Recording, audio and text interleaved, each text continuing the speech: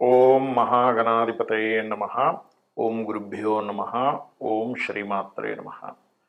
పరమేశ్వర స్వరూపమైనటువంటి జ్యోతిష, వాస్తు మరియు ఇతర అనేకమైనటువంటి శాస్త్రములను మనకు అందించినటువంటి మహర్షులకి నమస్కారం.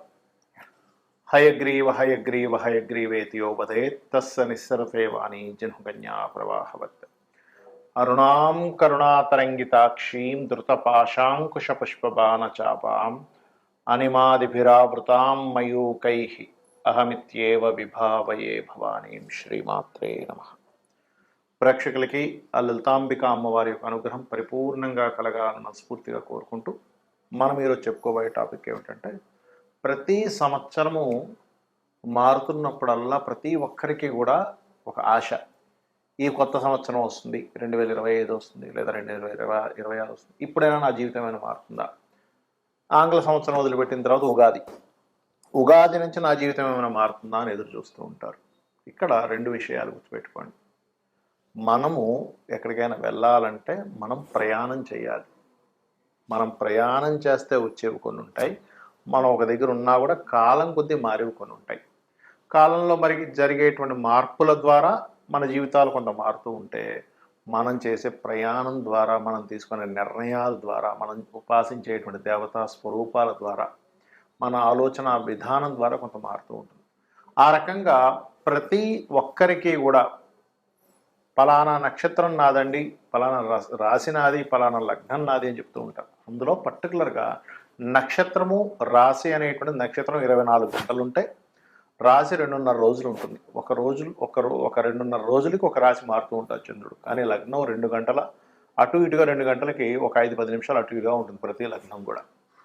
మరి మీరు జన్మించిన లగ్నం బట్టి మీరు ఎటువంటి ఆలోచన విధానం కానివ్వండి, ఎటువంటి నిర్ణయాలు కానివ్వండి, ఎటువంటి దేవతా ఆరాధన కానివ్వండి, ఎటువంటి విషయాలను పట్టించుకోవాలి, వేటిని వదిలేయాలనేటువంటి విషయాలు మీరు స్పష్టంగా తెలుసుకోగలిగితే మీకు ఏ సంవత్సరం మారుతున్నా ఆనందదాయకంగానే ఉంటుంది. ఆ రకంగా మనం ప్రతి ఒక్క లగ్నానికి ఎటువంటివి పాటించాలి మీరు ఆనందంగా ఉండడానికి అనే విషయాలు మనం చెప్పుకుందాం. అయితే ఈ విషయాలు చెప్తుంది నేనైనప్పటికీ, బయటికి కనబడుతుంది నేనేదో చెప్తున్నట్టుగా ఉన్నప్పటికీ, చెప్పిస్తుంది పలికిస్తుంది అంత లలిత అమ్మవారిగా భావిస్తూ ఒక్కొక్క లగ్నరీత్యా మనం తెలుసుకుందాం. మేష లగ్నము, మేషరాశి. ప్రతి జాతకుడికి కూడా ఒక లగ్నంలో జన్మించారు అంటే వాళ్ళ యొక్క పూర్వజన్మ కర్మ దేంతో కనెక్ట్ అయిందో తెలుసుకోవాలి. ఆ పూర్వజన్మ కర్మ ఆధారంగానే మనకి జరిగే సిచ్యువేషన్స్ కానివ్వండి, అవన్నీ కూడా ముడిపడి ఉంటాయి. అది మహాదశ వల్ల కొంత, గోచారం వల్ల కొంత, మనం తీసుకునేటువంటి నిర్ణయాలు, మనం చేసే యాక్టివిటీస్ మీద కొంత ఆధారపడి ఉంటుంది మన పూర్వజన్మ కర్మ యాక్టివ్ అవ్వడం అనేటువంటిది. మేషలగ్నం వారికి పూర్వజన్మ కర్మస్థానం ఎక్కడుంది అనేది తెలుసుకోగలగాలి. ఎవరికైనా పూర్వజన్మ కర్మస్థానం 6వ స్థానం అని గుర్తుపెట్టుకోండి. అయితే ఈ 6వ స్థానం మేషం వారికి కన్య అవుతుంది. అంటే మీ యొక్క జన్మజాతకంలో 6వ స్థానాన్ని గుర్తించండి. అంటే మేషం నుంచి 6వ స్థానం కన్య. అంటే మేషం, వృషభం, మిథునం, కర్కాటకం, సింహం, కన్య. ఈ 6లో అసలు ఏ గ్రహాలు ఉన్నాయి? రవున్నాడా, కుజుడున్నాడా, శనున్నాడా, కేతువున్నాడా, శుక్రుడున్నాడా, ఎవరన్నా సరే, అది నీచగ్రహమా ఉచ్చగ్రహమా పక్కన పెట్టండి.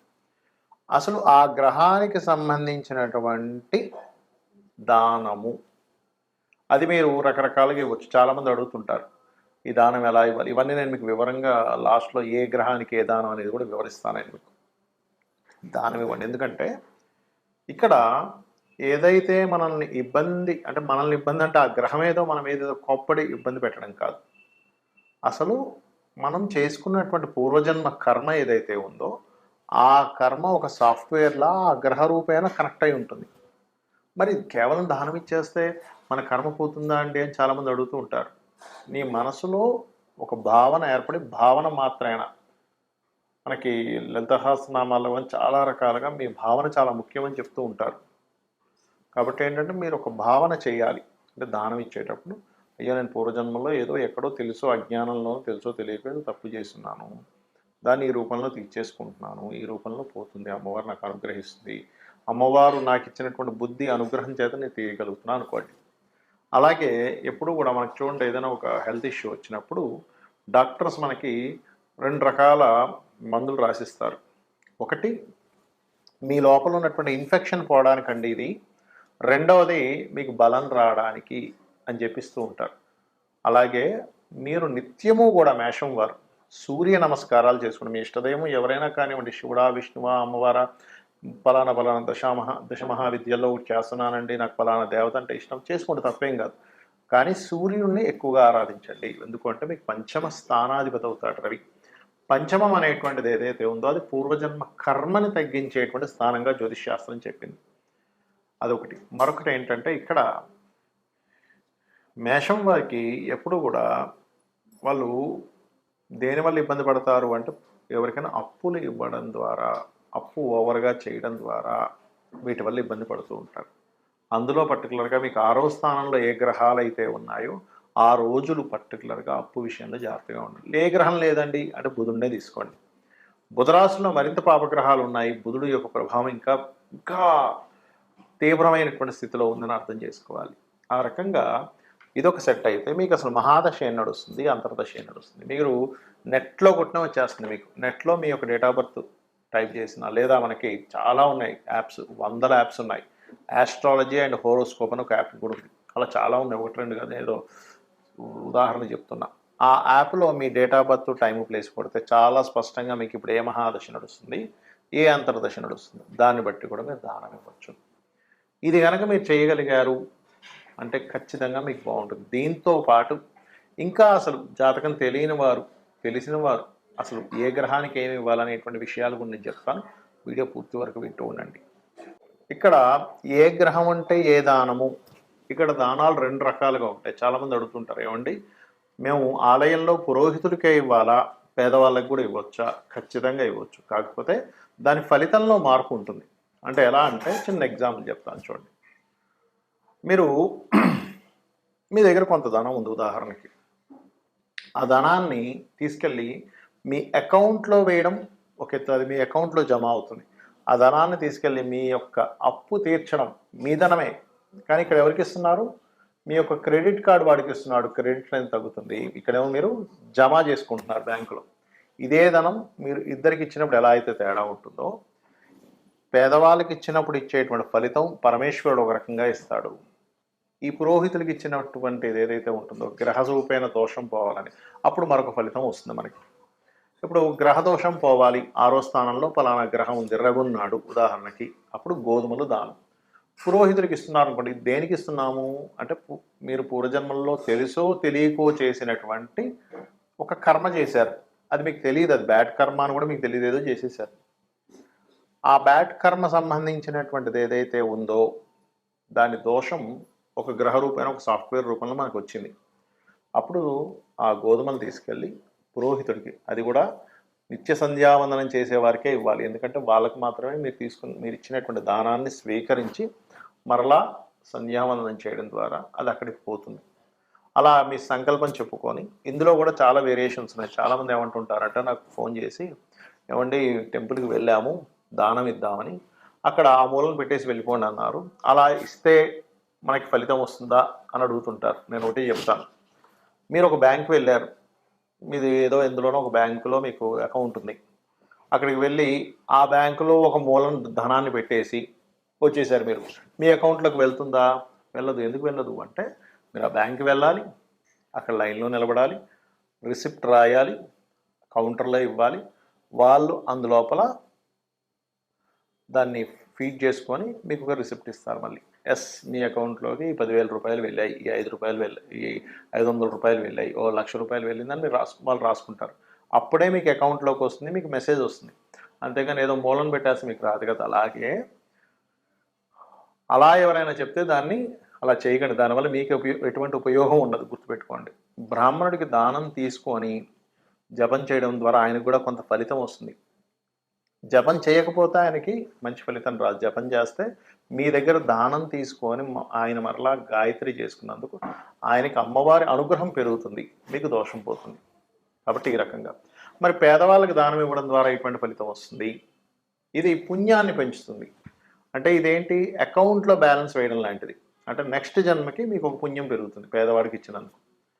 అందుకే కదండి మానవ సేవే మాధవ సేవ అంటూ ఉంటారు. అంటే ఎవరికో పాపం ఆకలితో ఉన్నాడు ఒక వ్యక్తి, తీసుకెళ్ళి భోజనం పెట్టించడం. లేదు ఒక పేదవాడు వాళ్ళ పిల్లలకి స్కూల్ ఫీజులు కట్టలేకపోతున్నాడు. ఇవి 2000 తీసుకెళ్ళి ఫీజు కట్టేసి అనడం. అంటే నిజంగా అందులో మళ్ళీ అపాత్ర దానం అంటారు. అంటే ఆల్రెడీ బాగా కడుపు నిండున్నోడికి వాడికి తీసుకెళ్ళి అన్నదానం పెడితే మీకు ఎటువంటి ఫలితం రాదు, గుర్తుపెట్టుకోండి.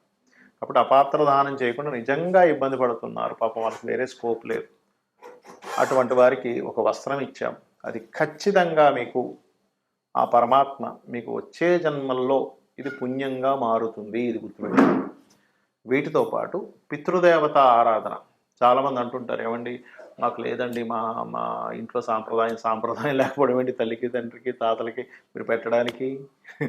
కాబట్టి అలాంటివి ఏమి కదా, అందరికీ ఉంటుంది పితృదేవత ఆరాధన అనేటువంటిది. అది ఫస్ట్ మొట్టమొదటిగా మీరు భావించాలి. అలాగే ఒక్కొక్క గ్రహానికి ఒక్కొక్క దానం అని చెప్పి ఇందాకన్నాను. దానికి పర్టికులర్గా మీకు రవికి అయితే గోధుమలు, ఎరుపు రంగు వస్త్రము లేదా ఆరెంజ్ కలర్ వస్త్రము. చంద్రుడికైతే స్వచ్ఛమైనటువంటి బియ్యం. మీరు ఎప్పుడు ఏ దానం ఇస్తున్నా కానీ అది మీరు తినడానికి ఎంత శుభ్రమైనటువంటిది తెచ్చుకుంటారో అంత శుభ్రమైనటువంటిదే ఇవ్వాలి. ఎందుకంటే మీరు ఇచ్చే పదార్థాన్ని బట్టి ఫలితం ఉంటుంది. కాబట్టి చంద్రుడైతే బియ్యము. కుజగ్రహ సంబంధించిన దోషం ఉంది, కందులు, ఎరుపు రంగు వస్త్రము. బుధగ్రహానికి సంబంధించినటువంటి బలాన్ని పెంచుకుందాం అనుకుంటున్నారు, దోషం తగ్గించుకుందాం అనుకుంటున్నారు, పెసలు దానంగా ఇవ్వాలి. గురుగ్రహానికి శనగలు, పసుపు రంగు వస్త్రము. అదేవిధంగా శుక్రగ్రహానికి బొబ్బర్లు, తెలుపు రంగు వస్త్రము. అదేవిధంగా శనికి నువ్వులు, నీలం రంగు వస్త్రము. కొంతమంది నల్ల నువ్వులు వద్దు తెల్ల నువ్వులు అంటున్నారండి, కొంతమంది నల్ల నువ్వులు ఇవ్వాలంటున్నారంటే ఒకటి గుర్తుపెట్టుకొని నువ్వులు ఇవ్వాలి. అయితే తెల్ల నువ్వులు ఎందుకు ప్రిఫర్ చేస్తామంటే వాళ్ళు తినడానికి యోగ్యవంతంగా ఉన్న నల్ల నువ్వులు అయితే అలాగా తినలేరు కదా, అది ఎక్కువగా వేస్టేజ్ అయిపోతుంది అనేటువంటి భావనతో తెల్ల నువ్వులు ఇవ్వాలని చెప్తూ ఉంటాం. అదేవిధంగా రాహువుకి అయితే మినుములు, కేతువుకి అయితే ఉలవలు దానంగా ఇవ్వండి. ఈ దానం ఇచ్చేటప్పుడు కూడా నాకేదో డబ్బులు ఉన్నాయి కాబట్టి ఏదో ఇంకా ఈ కార్యక్రమాన్ని చేయాలి కాబట్టి ఇస్తున్నాం అనే భావనతో ఇచ్చారంటే 1% కూడా మీకు ఫలితం రాదు. తీసుకునే వ్యక్తి కూడా అబ్బాబా ఇదేదో నాకు ఇదంతా ఈ దోషాన్నంతా నాకు అంటగడుతున్నాడు అనే భావంతో తీసుకున్నా కూడా అక్కడ సరిగా ఫలించదు. అంటే ఇచ్చేవాడికి ఫలించదని కాదు, తీసుకునే వ్యక్తికి అది సరైనటువంటి ధర్మాన్ని పాటించనట్టుగా అర్థం, దాని అర్థం. కాబట్టి మీరు ఈశ్వర స్వరూపంగా భావిస్తూ ఆ యొక్క పురోహితుడికి కానివ్వండి, పేదవాడికైనా సరే ఈశ్వర స్వరూపంగా భావిస్తూనే మీరు ఆ దానాన్ని ఇవ్వాలి. రెండవది, చక్కగా మంత్రం చదివి మీరు ఇస్తున్నప్పుడు తీసుకునే వ్యక్తి కూడా నాకు చాలా గొప్ప పనిని ఆ ఈశ్వరుడు నాకు చూపించాడు, ఆ ఈశ్వరుడు నాకు ఈ పని చేయమని చెప్పాడు అనే భావంతో తీసుకొని చక్కగా గాయత్రి చేసుకోవాలి. మరొక విషయం ఏంటంటే, నిత్యము అంటే ఎటువంటి గ్రహస్థితి ఉన్నా గుర్తుపెట్టుకోండి. మీకు జాతక చక్రం తెలియదండి, నాకు ఏంటో పరిస్థితి అర్థం కావట్లేదు, నాకు ఏ దశ నడుస్తుందో, ఏలినాటి శని నడుస్తుందో, కేతువో రాహు అర్థం కావట్లేదు అనుకునేవారు ఒకటే చెప్తానండి, నిత్యము ఉదయము సాయంత్రము దీపారాధన చేయండి, పంచోపచార పూజ చేయండి. గంధం, పుష్పం, ధూపం, దీపం, నైవేద్యం. నైవేద్యం మీరు ఏదైనా పెట్టచ్చు, ఇదే పెట్టాలి ఇదే అడుగుతుంది అమ్మవారు అనేటువంటిది లేదు. ఫలాపేక్ష రహితంగా పత్రమైనను, పుష్పమైనను, ఫలమైనను, ఉదకమైనను ఎవరైతే ప్రీతితో నాకు సమర్పిస్తున్నారో, ఫలాపేక్ష రహితంగా నాకు ఎవరైతే సమర్పిస్తున్నారో వాటిని నేను ప్రీతిగా స్వీకరిస్తున్నాను అని చెప్తాడు పరమాత్మ. కాబట్టి ఇది చేస్తూ నిత్యము వీలున్నన్నిసార్లు, వీలైతే శనివారాలు ఆదివారాలు మీకు సెలవు ఉన్నప్పుడైనా గోశాలకు వెళ్ళండి. ఒక్క దేవతా ఆలయం మీకు చుట్టుపక్కల ఏదైతే ఉంటుందో, మీ ఇంటికి దగ్గరలో ఏది ఉంటుందో ఆ ఆలయానికి ఒక్కసారి అలా వెళ్ళి ఒక ప్రదక్షిణం చేసుకొని చక్కగా దేవుణ్ణి స్మరణ చేసుకొని ఒక 2 నిమిషాలు కూర్చొని వచ్చేసేయండి చాలు. ఇవి కనుక మీరు చేయగలిగారు 100% మీకు ఏ ఇంగ్లీష్ సంవత్సరం మారుతున్నా, లేదా ఇప్పుడు ఈ సంవత్సరం అండి, ఇప్పుడు తెలుగు సంవత్సరం ఇది మారింది, ఈ సంవత్సరం ఎలా ఉంటుంది, ఇవేమీ మీరు భయపడాల్సిన పని లేదు. 100% సర్వదేవతల యొక్క అనుగ్రహము మరియు నవగ్రహాల యొక్క అనుగ్రహము, ఆ లలితాంబిక అమ్మవారి యొక్క అనుగ్రహం మీకు ఉంటుంది, కలగాలని మరోసారి మనస్ఫూర్తిగా కోరుకుంటూ శ్రీమాత్రే నమః.